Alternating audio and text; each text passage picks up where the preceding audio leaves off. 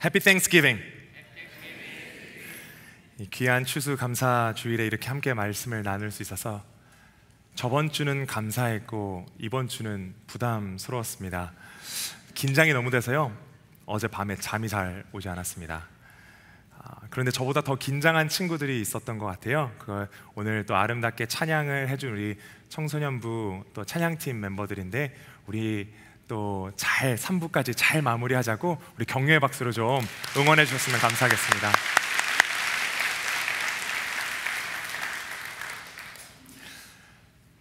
말씀을 시작하면서 질문 하나 드리고 싶습니다. 얼마나 감사하며 살고 계십니까? How thankful are you today? 얼마나 감사하며 살아가고 계신가요? 바쁜 삶 가운데 잠시 멈추어서 내 주변과 또 내 뒤를 돌아볼 때 하나님께서 지금까지 우리의 삶을 너무나 풍요롭게 인도하신 것을 보게 됩니다. 그런데 왜 이렇게 우리는 감사가 없고 또 감사하는 삶을 살아가기가 어려운 것일까요? 삶의 만족도에 대한 통계를 봐도 그렇습니다. 한국의 경제는 지금 세계 12위에 아주 높은 위치에 있습니다. 특별히 우리 아이들이 좋아하는 K-팝과 또 한국의 많은 기업들을 통해서 한국의 위상을 떨치고 있습니다. 그런데 놀라운 것은 OECD에 등록된 국가 중에 삶의 만족도는 최하위에 머물러 있다는 것입니다.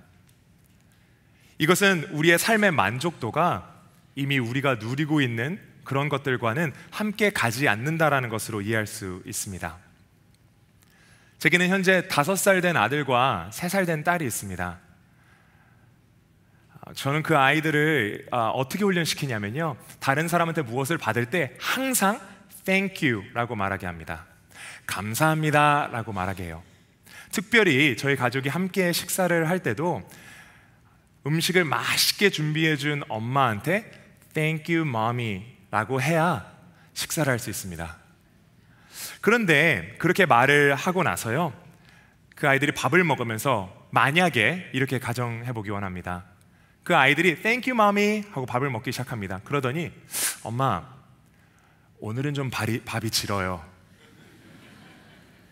엄마, 평상시와는 다르게 국이 좀 짠 것 같아요. 죄송하지만 오늘은 식사를 할 수 없습니다. 그렇게 이야기한다면 어쩌면 식사 전 이야기했던 감사는 그저 습관이었지 진심은 아니었을지도 모른다는 것입니다. 여기 미소를 지으시는 어머님들은 공감하고 계신 것 같아요. 우리는 왜 이렇게 우리 삶 가운데 감사하지 못하고 살아갈까요? 우리가 진짜 누리지 못하고 있기 때문에 감사하지 못하는 것입니까? 대답은 의외로 간단합니다. 우리에게 주어진 것들이 도대체 왜 존재하는지를 모르기 때문입니다. 우리 사회는 이 what and how, 무엇을 해야 하고 어떻게 해야 하는지는 강조하고 있지만 why, 이것을 왜 해야 하는지는 가르쳐주지 않고 있습니다. 세들백 교회의 릭 워런 목사님은 이렇게 이야기했습니다. If you know your purpose, you will be motivated. 무슨 의미입니까? 우리가 우리 삶의 목적을 깨닫게 될 때 삶을 살아갈 힘이 되고 동기부여가 된다는 것이죠. 우리 청소년 아이들 그리고 청년만 봐도 그렇습니다. 자신이 열심히 공부해서 원하는 대학교에 가고 열심히 일해서 자기가 원하는 직장을 얻었습니다. 그런데 매년 청소년과 청년 우울증 환자들이 계속해서 급격하게 늘어나고 있습니다. 열심히 공부해서 자기가 원하는 대학교에 가고 열심히 준비해서 자기가 원하는 직장을 얻었는데 왜 자신이 이렇게까지 공부하고 왜 이렇게까지 열심히 직장을 찾았는지 그 이유, 그 목적을 깨닫지 못했기 때문입니다.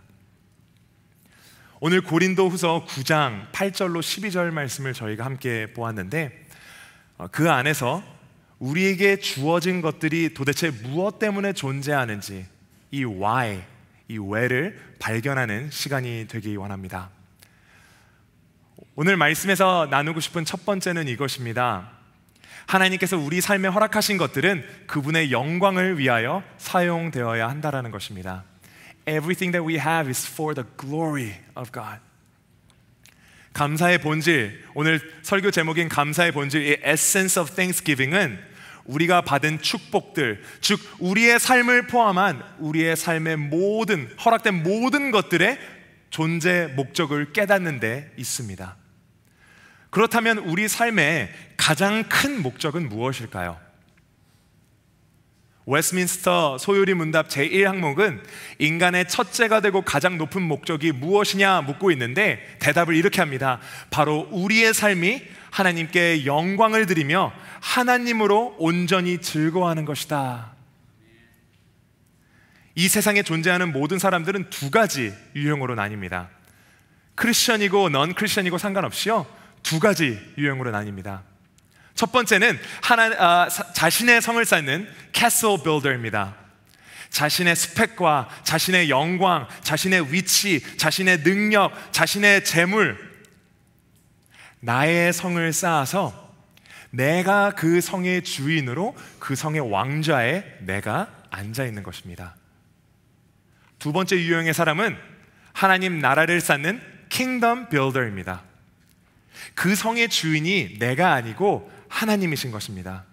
그 하나님의 나라를 이 세상 가운데 확장하는 사람들이 바로 킹덤 빌더입니다. 나의 영광을 위해서 사는 것이 아니라 하나님의 영광을 위해 사는 것입니다. 그렇다면 하나님께 영광을 드리는 삶은 어떤 삶입니까? 오늘 저희가 고린도후서 9장 8절로 12절을 읽었는데요, 그 이후에 나오는 13절은 이렇게 말씀합니다. 이 직무로 증거를 삼아 너희가 그리스도의 복음을 진실히 믿고 복종하는 것과 그들과 모든 사람을 섬기는 너희의 후한 연보로 말미암아 하나님께 영광을 돌린다. 우리의 신앙의 궁극적인 목표, 이 목적은 하나님께서 축복으로 주신 모든 것들, 그걸로 하나님께 영광을 돌리는 데 있다는 것입니다. 그렇다면 23절에서 이야기하는 하나님께 영광을 드리는 방법은 무엇입니까? 그리스도의 복음을 믿고 그 그리스도의 복음에 순종하며 우리 주변에 있는 사람들을 섬길 때 그 섬김을 받은 사람들이 하나님께 영광을 올려드리게 된다는 것입니다. 오늘 저희가 읽은 8절은 무엇라 말씀하고 있습니까? 우리 삶 가운데 하나님께서 넉넉함을 허락하셨습니다. 우리의 삶을 채워주셨습니다. 그런데 그것은 우리로 하여금 선한 일, 착한 일을 하게 하심이라 이렇게 말하고 있습니다. 그리고 9절을 보게 되면요, 그렇게 자신의 것을 다른 사람들에게 나누고 특별히 가난한 자, 연약한 자들에게 나누는 사람들은 하나님 앞에 의로운 사람이라 칭찬받는 것입니다. 그러면 어떻게 된다고 이야기합니까? 11절부터 12절을 보니 성도들의 부족한 것을 채우며 나아갈 때 그 궁핍한 영혼들이 하나님께 영광의 찬양을 올려드리게 되는데, 그것이 바로 우리가 갖고 있는, 우리가 누리고 있는 모든 것들의 존재 목적이라는 것이죠. 비주석 시리즈로도 유명한 워런 위어스비는 자신의 책에서 이 본문을 놓고 이렇게 이야기했습니다. Giving is not something we do, but something we are. Giving is not something we do, but it is something we are. 연약한 자들과 나누는 것이야말로 하나님의 은혜를 전적으로 주어진 우리 하나님의 은혜를 이해하는 성도들의 삶이라는 의미입니다. 이웃 섬김과 헌신, 봉사와 자비는 예수 그리스도의 DNA였으며 우리의 DNA이어야 합니다. 예수님을 닮는 삶이란 우리에게 없는 것을 막 억지로 끄집어내서 만들어내라는 것이 아니라 우리가 지어진 우리의 창조 목적을 깨닫는 것입니다. 하지만 세상은 그렇게 가르치지 않습니다. 내 것을 지키기 위해서 다른 사람들을 밟고 일어서라고 이야기합니다. 내 것을 위해서, 나의 욕망을 채우기 위해서 주변에 있는 사람들 밟고 일어서라고 말합니다. 하지만 하나님께서 우리에게 무엇라 도전하십니까? 세상과 구별되어서 서로를 격려하고 사랑으로 보듬고 함께 웃고 함께 우는 자리로 나아가라는 것입니다. 우리에게 이미 축복으로 주어진 것들을 주님께 감사드리면서 그것으로 다른 이들을 섬겨서 그들이 하나님께 감사를 올려드릴 때 우리는 이미 하나님께 영광을 올려드렸다라는 것입니다. 우리가 다른 사람들을 섬기는 축복의 통로로 사용될 때 하나님은 이미 영광을 받으신 것입니다. 오늘 함께 나누고 싶은 두 번째는 이것입니다.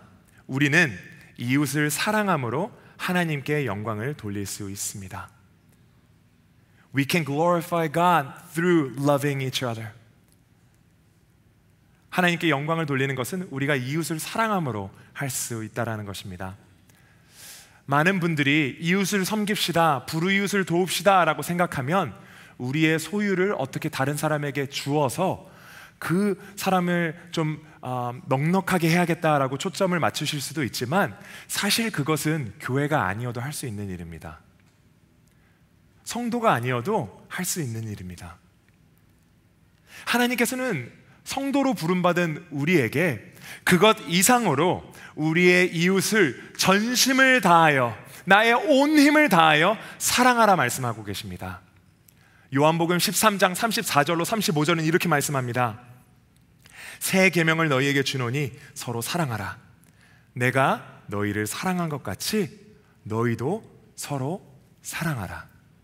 너희가 서로 사랑하면 이로써 모든 사람이 너희가 내 제자인 줄 알리라. 아멘이십니까? 이 본문을 놓고 신학자 프란시스 셰이퍼라는 사람은 이렇게 이야기했습니다. 이것이야말로 참된 제자들의 배지다. The mark of Christian이다라고 이야기했습니다.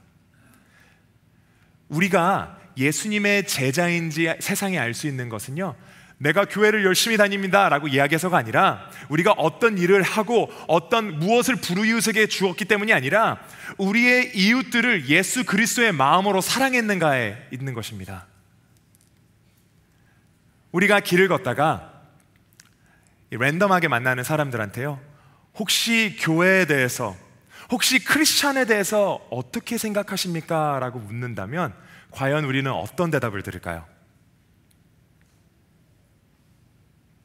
어떤 대답을 들을까요? 아마도 신문에서 본 교회에서 일어나는 사건 사고들, 세상을 바라보는 크리스천들의 시선들, 교회 안에서의 상처, 또는 여러 가지 교리와 교단에 대해서 이야기할 수도 있을지도 모르겠습니다. 그런데 그 사람들이 과연 우리를 보면서 사랑이라고 표현할까요? 우리가 우리 자신의 능력과 힘과 지식으로는 세상을 변화시킬 수 없을지 몰라도 우리가 하나님을 전심으로 사랑하며 하나님께서 우리를 사랑하신 것처럼 우리도 우리의 이웃을 품고 사랑할 수 있는 마음과 능력을 주세요라고 고백할 때 세상은 조금씩 변화될 수 있습니다. 갈라디아서 6장 2절은 이렇게 말씀합니다. 너희가 짐을 서로 지라. 그리하여 그리스도의 법을 성취하라. 영어로는 carry each other's burden. 그 짐을 지라. 그렇게 되면 예수 그리스도의 법을 fulfill한다, 성취한다 이렇게 이야기하고 있습니다. 서로의 짐을 지라는 것은요, 제가 오늘 이렇게 하얀 셔츠를 입고 있지 않습니까? 내가 이렇게 하얀 셔츠를 입고 있는데 어떤 일을 봤어요. 길거리 어떤 사람을 봤는데 그 사람이 더러운 셔츠를 입고 있습니다. 그러면 다른 그 사람에게 새 옷을, 하얀 셔츠를 사주라는 의미가 아닙니다. 많은 경우 우리가 이 하얀 셔츠, 우리에게 이 하얀 셔츠가 신앙인으로서의 목표가 될 수 있습니다. 물론 하나님께서는 우리의 심령이 거룩하라, 깨끗하라, 순결하라 라고 말씀하셨습니다. 그러다 보니까 우리는 교회 안에서만, 크리스천들끼리만 삶을 나눌 때가 너무나 많습니다. 또한 나의 종교적인 어떠한 행위로 내 모습을 깨끗게 하려고 노력할지도 모르겠습니다. 그런데 교회라는 것은요, 여러분, 제 셔츠가 얼마나 깨끗한지 한번 보세요. 내가 이렇게 종교적으로 생활했고 내가 이렇게 거룩을 또 순결을 추구하며 살았습니다. 여러분 한번 보세요. 내가 얼마나 깨끗하게 살았습니까? 라고 자랑하는 것이 아니라는 것이에요. 왜냐하면 예수님께서는 그렇게 살지 않으셨습니다. 예수님께서는 문둥병자들이 있는 곳으로 가셨습니다. 예수님께서는요, 과부와 고아들과 함께 식사를 했습니다. 그들을 위로했습니다. 창기와 세리들과 함께 밥을 먹었습니다. 예수님께서는 사람들이 회피하는 장소로 직접 나아가셨어요. 그리고 그들을 안아주시고 그들을 위로해 주시고 그들을 사랑해 주셨습니다. 하나님 앞에 우리의 심령은 거룩하고 깨끗하나 우리가 서로의 짐을 지며 상대방의 아픔을 공유하고 삶을 나누고 상대방의 눈물이 내 옷을 적시는 것입니다. 그게 바로 교회의 의무이며 사명이고 성도의 의무인 것입니다. 가끔 제 딸이 속상하거나 다쳐서 울면요, 특히 오빠랑 싸울 때 그렇게 저를 찾습니다. 왜냐면 제 아들이 저를 되게 무서워하거든요. 아빠! 하고 저를 찾습니다. 뭐 2층에 있든지 1층에 있든지 아빠! 하면 아빠가 달려올 걸 알거든요. 아빠가 딸 바본 걸 알기 때문에 아빠 하면 자기 편이 오는 걸 알고 있습니다. 그러면요, 저는 꽉 안아줘요. I give her the biggest hug. 꽉 안아주면서 그냥 아무 말도 안 하고 괜찮아, 괜찮아 하고 안아줍니다. 그러면요, 그 아이가요, 제 어깨에 기대서 이렇게 울어요. 막 눈물을 흘리고, 그러면 이제 그 아이의 눈물이 제 옷을 적십니다. 제 어깨를 적시겠죠. 근데 더 나아가서 얘가 막 정말 억울하면요, 막 콧물이 막 흘러요. 그럼 티셔츠에 콧물이 막 묻습니다. 그 아이가 뭘 먹다가 오빠랑 다퉈갖고 네가 먹냐 내가 먹냐 이러고 다 싸우다가 오빠한테 지면요, 그래서 아빠한테 오면요, 제가 안아줄 때 그 먹던 음식물들이 제 옷에 막 묻어요. 지저분해집니다. 그런데 제가 만약에 그때 나 진짜 아끼는 옷인데 이거 산지 얼마 안 됐단 말이야. 너 때문에 이거 또 빨아야 되잖아 라고 한다면 저는 아빠로서의 자격이 없는 것일 것입니다. 그냥 그 아이가 제 어깨에서 실컷 울 수 있도록 제 어깨를 빌려주고 제 어깨가 촉촉하게 젖도록 그 아이를 위로해 주는 거예요. 이것을 실제 상황에서 어떻게 적용해 볼 수 있을까요? 이 시간을 위해서 제가 잠시 셔츠를 벗으면 안 되겠고요, 자켓을 벗도록 하겠습니다. 이런 풍경을 많이 못 보셨죠? 삶을 살다가 보면 제 도우미들이 좀 저를 도와줄 건데요, 이해해 주시기 바랍니다. 삶을 살다가 보면 특별히 교회 안에서 아픔 가운데 있는 형제 자매들을 보게 됩니다. 형제님, 정말 나는 몰랐던 그런 육체적인 고통, 우울증, 외로움 때문에 힘드셨군요. 그런데 이제는 혼자가 아니에요. 내가 당신과 함께 삶을 공유하고 당신이 외로울 때, 힘들 때 내가 당신과 함께 있겠습니다. 당신이 눈물을 흘리고 있을 때 내가 당신과 함께 있겠습니다. 외롭고 세상이 모두 당신을 버렸다고 생각할 때 내가 당신과 있겠습니다. 언제든지 연락하세요. 당신은 혼자가 아닙니다. 그렇게 이야기하고 나면 그 사람의 아픔이, 그 고통의 얼룩이 제 셔츠에 묻게 될 것입니다. 그 사람의 삶의 한 부분이 나의 삶의 한 부분이 되는 것이죠. 그러다가 우리가 학교를 가고 또 직장에 갑니다. 그러다 보니까 또 어려운 사람들을 만나게 돼요. 당신이 최근에 사랑하는 사람을 잃고 가족 관계, 또 사랑하는 사람과의 관계에 아픔을 겪고 있는 거 나는 몰랐습니다. 그렇지만 당신이 혼자 울고 있을 때 내가 당신을 위해서 함께 울어줄게요. 당신을 위로할게요. 당신은 혼자가 아닙니다. 당신은 사랑받는 주님의 자녀입니다. 내가 주님의 사랑으로 당신을 안겠습니다. 힘내요. 우리 함께 일어납시다.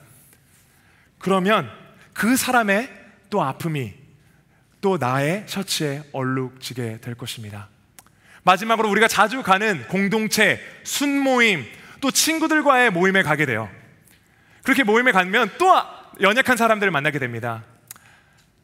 와우, 나는 내 자녀가 원하는 대학교 가고 원하는 직장을 얻어서 나는 기뻤지만 당신은 직장을 얻지 못하고 또 자기가 원하는 학교를 가지 못해서 많이 힘들었군요. 이제는 내가 당신을 위해서 기도하겠습니다. 내 자신만을 놓고 기도하는 것이 아니라 당신을 위해서 기도하겠습니다. 그리고 그저 입술로만 내가 기도할게 라고 약속하는 것이 아니라 내가 눈물로, 내가 전심을 다해서 당신을 위해 매일 기도하겠습니다. 당신은 혼자가 아니에요. 언제든지 어려운 일이 있을 때 나한테 연락하세요. 내가 달려가겠습니다. 하나님께서 당신을 사랑합니다. 사랑하십니다. 사랑합니다. 축복합니다. 그렇게 되면 주변 사람들이 이제 저에게 찾아올 거예요. 아니, 당신 다른 사람들과 삶을 나누는데, 아니 그 어려운 가운데 있는 사람들과 함께 삶을 나누는데 당신의 삶에 기쁨이 있습니다. 비밀이 뭐예요? 당신의 삶이 막 채워지는 것 같아요. 그 기쁨이 뭡니까? 그 비밀이 뭡니까? 그때 우리는 그 비밀을 알게 됩니다. 바로 그런 삶이 예수님을 닮아가는 삶이라는 것을 깨닫게 되는 것입니다. 이제 우리 셔츠에는 이웃들의 삶의 부분이 우리의 셔츠를, 우리의 삶을 차지하게 됩니다. 그런데 그것을 통해서 우리는 깨닫는 거예요. 우리의 삶을 다른 이들과 나누는 것이야말로 하나님께 영광을 드리는 일이며 우리 삶 가운데 우리 안에 참된 만족을 얻는 길입니다. 어제 40명의 우리 코람데오와 또 넥스트 청소년 아이들, 또 한 10명 정도의 우리 유스 리더들이 함께 시애틀 다운타운으로 가서 노숙자 사역을 했습니다. 이 Above and Beyond라는 프로젝트를 갖고 작년부터 이번 연도까지 우리가 길거리에 있는 노숙자들에게 나아갔어요. 너무나 많은 성도님들이 함께 해주시고 격려해 주시고 또 사랑해 주시고 응원해 주시고 후원해 주셔서 우리가 너무나 의미 있는 시간을 보냈습니다.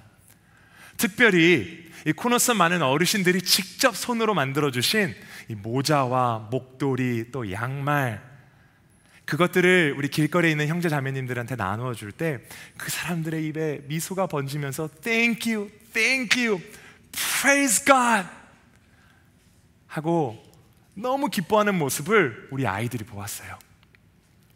그리고 어떻게 보면 받기만 하는데 익숙하고 고생이라고는 해본 것 같지 않은 우리 아이들이요, 냄새나는 길거리, 특별히 쓰레기와 또 오물이 가득한 그 거리에서 쓰레기를 줍고 또 길거리에 앉아있는 노숙자들을 향하여 사랑을 나누는데 제가 얼마나 감격스럽고 그 아이들을 보면서 뿌듯했는지 모릅니다. 우리 함께 어제 있었던 사역의 영상을 보도록 하겠습니다.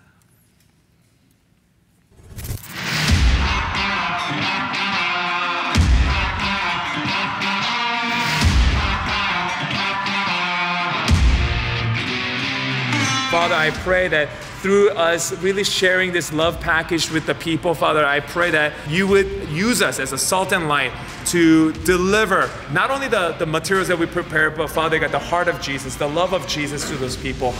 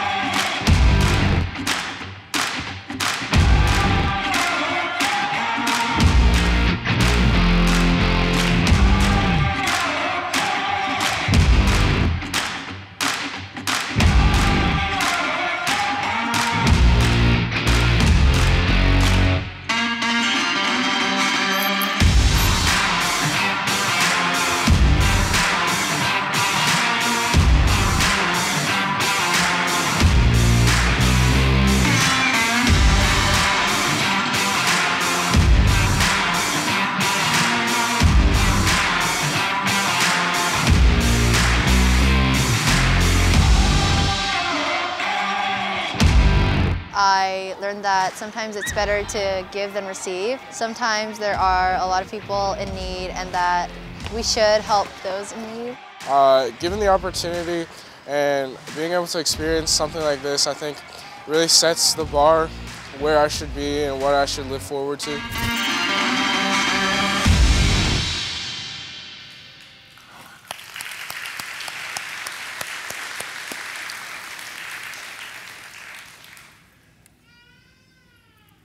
우리가 왜 우리의 이웃들에게 사랑을 전해야 합니까?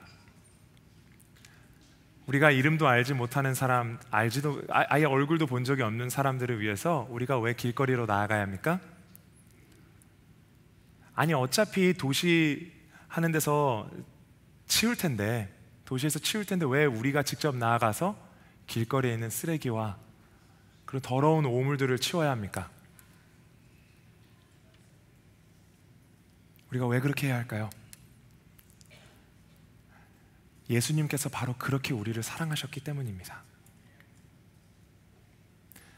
죄로 인해서 깨어지고 부서져 있는,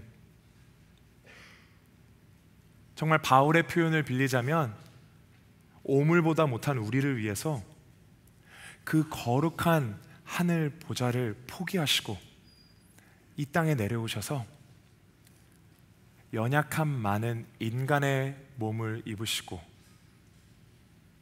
우리의 죄를 위하여, 여러분의 죄와 저의 죄를 위하여 십자가에서 죽기까지 우리를 사랑하셨기 때문입니다.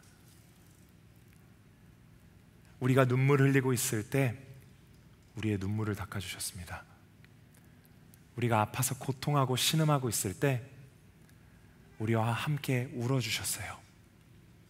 우리가 외로워서 고독 가운데 있을 때 우리를 안아주시고 품어주시며 너는 혼자가 아니야, 세상이 모두 널 버린 거라 같이 느껴질 때, 모두가 너를 떠났다고 생각될 때 내가 너와 함께 있을 거야.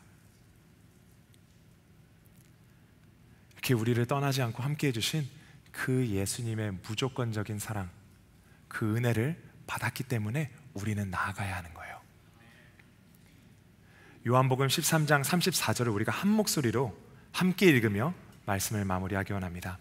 함께 읽겠습니다. 새 계명을 너희에게 주노니 내가 너희를 사랑한 것 같이 너희도 서로 사랑하라. 오늘 말씀을 준비하는데 제가 예수님 처음 만났을 때, 그 고등학교 때 처음 예수님 만났을 때 그 감격과 그 첫사랑이 기억이 났습니다. 이제는 말씀을 매주 전하는 설교자가 되었는데 어쩌면 그때보다 예수님을 향한 제 열정이 식어버리지는 않았나 제 자신을 돌아보게 되었습니다. 우리의 온 마음과 온 뜻과 온 힘을 다하여 우리 주님을 사랑하고 그 주님을 찬양할 때 우리는 그제서야 예수 그리스도의 마음을 알게 됩니다. 그리고 그 예수 그리스도의 마음을 알게 될 때에 우리는 우리 주변에 있는 연약한 자들, 교회 안에서, 직장에서, 학교에서 우리가 만나는 모든 사람들 가운데 연약하고 사회의 약자인 사람들을 사랑할 수밖에 없다라는 것입니다. 그들을 위해 내 것을 내려놓기 시작합니다.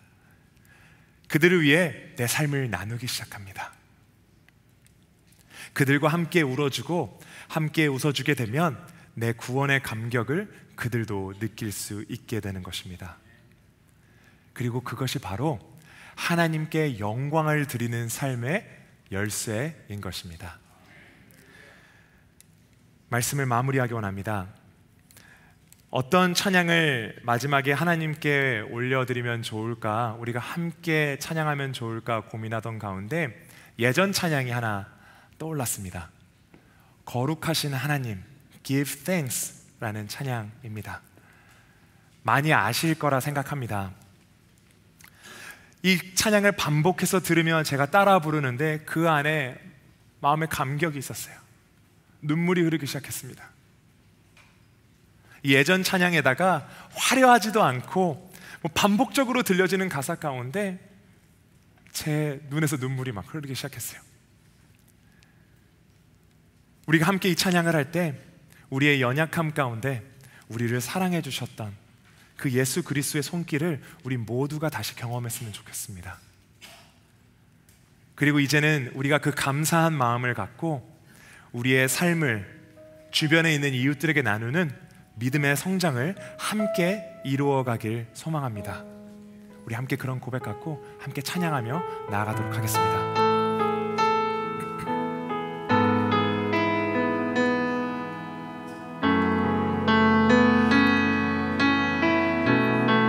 거룩하신 하나님,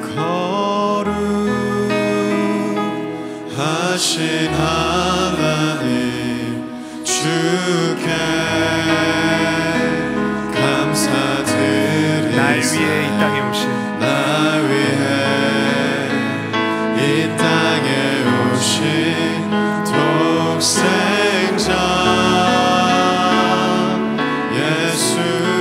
나의 마음과 뜻 다해 나의 마음과 뜻 다해 주를 사랑합니다.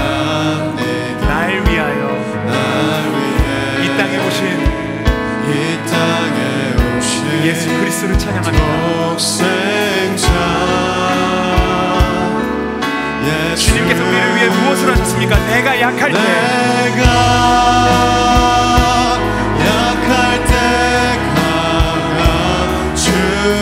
우리가 가난할 때 부욕해 하신 나의 주 감사. 내가 약할 때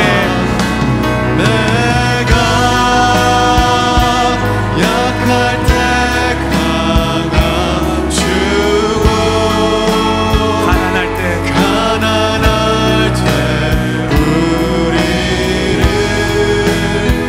부욕해 하신 나의 주 감사.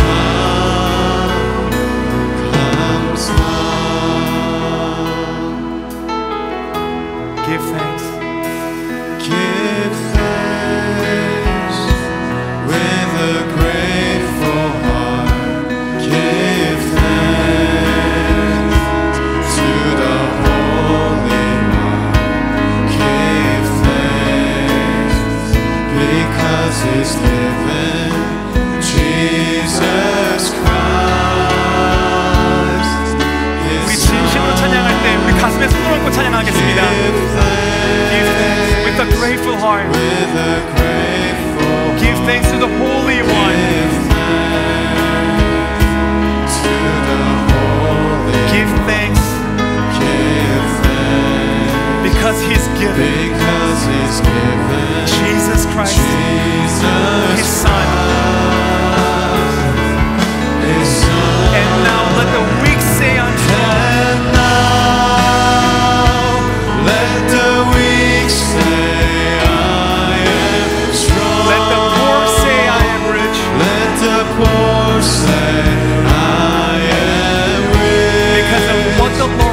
Because of what the Lord has done for and now let the weak say I am strong. And now, yes, Lord, let the weak say I am strong.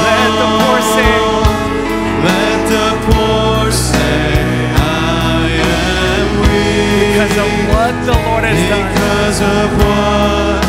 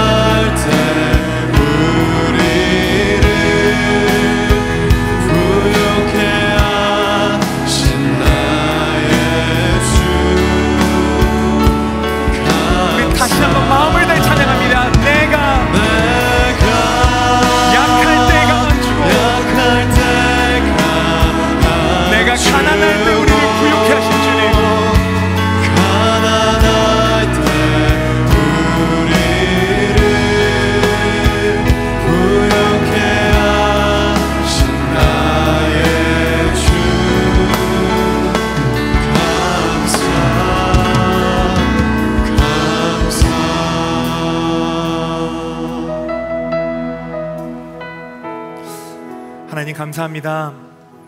주님께서 사랑하시는 형제교회 2019년도 한 해 동안 잘 인도하여 주시고 세상의 빛과 또 소금으로 쓰임받게 하여 주셔서 감사드립니다. 주님, 저희가 주님께서 주신 모든 축복을 발견하고 거기서 감사드리는 데서 그치지 않고 하나님께서 우리 삶 가운데 허락해 주신 그 축복들로 다른 이웃들을 섬기고 그들을 사랑하며 하나님의 위로와 사랑을 전하는 우리 모두가 될 수 있도록 주님 인도하여 주시옵소서. 특별히 사랑하는 우리 다음 세대 자녀들이 하나님께 기쁨이 되고 하나님께 영광을 올려드리는 삶 살도록 주님 이 세상에 필요한 지혜와 분별력을 허락해 주시고 사회의 약자들과 어려운 이웃에게 나아가는 우리 아이들 될 수 있도록 주님 인도하여 주시옵소서. 우리 형제교회가 다음 세대를 놓고 계속해서 쉬지 않고 기도하는 교회 될 수 있도록 주님 함께하여 주시옵소서. 감사드리며 거룩하신 예수 그리스도의 이름으로 기도했습니다. 아멘.